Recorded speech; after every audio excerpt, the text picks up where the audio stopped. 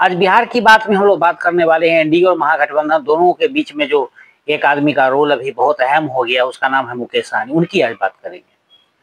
देखिए, मैं पहले से कहता आ रहा था कि मुकेश सहनी किसी भी दल के लिए, किसी भी मतलब गठबंधन के लिए रिलेबल नहीं है। मुकेश सहनी सिर्फ अपना और अपना फायदा देखते हैं। उनको बिहार की राजनीति से कोई मतलब नहीं है, कोई दलित की वो चर्चा, कोई पिछड़ों से उनको मतलब नहीं है, किसी से मतलब नहीं है। मुकेश सहनी को सिर्फ अपने आप से मतलब है और ये उन्होंने साबित किया है हर मौके पर। पिछली बार भी वो महागठबंधन के साथ थे और ऐन मौके पर वो एनडीए के साथ आ गए। बाद में मंत्री बने और फिर उनके 4 विधायक कैसे बीजेपी के साथ चले गए, ये घटना सबको मालूम है।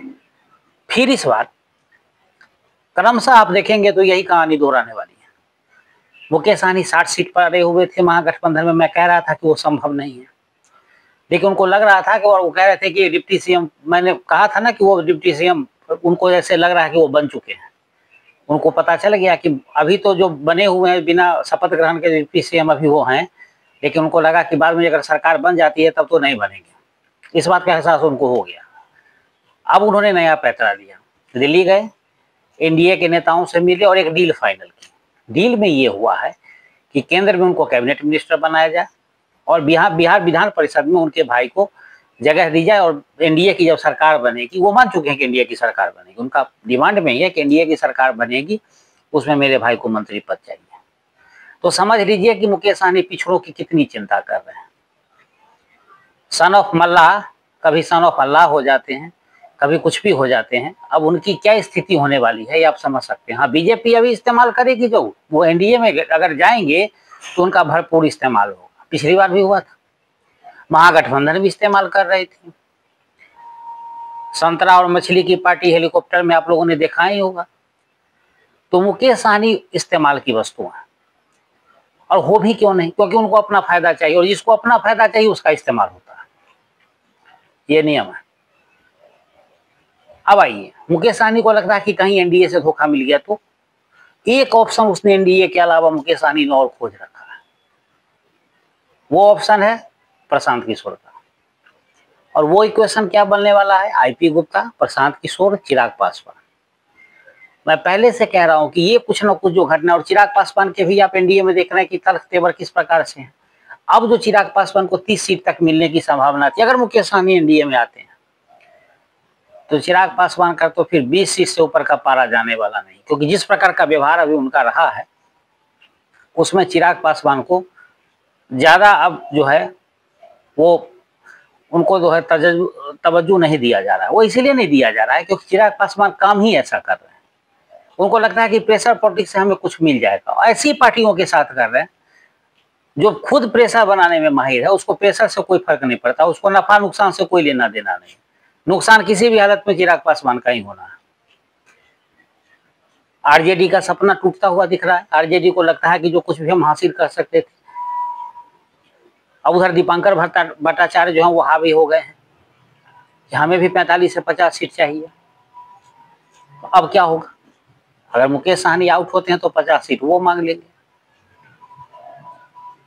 उससे कम पे तो वो मानेंगे नहीं। तो तेजस्वी यादव जितनी गुत्थी सुलझाते हैं उससे ज्यादा उलझ जाते हैं।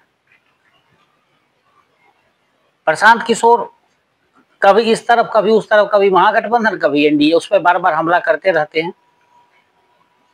उनको लगता है कि इसे अब यही एक रास्ता बचा है कि पॉपुलैरिटी जो केजरीवाल वाली नीति है उसी से कुछ हो सकता है। बाकी अब जनता के बीच में जाके वो उनको भी समझ में आ गया कि बिहार की जनता क्या कर सकती है।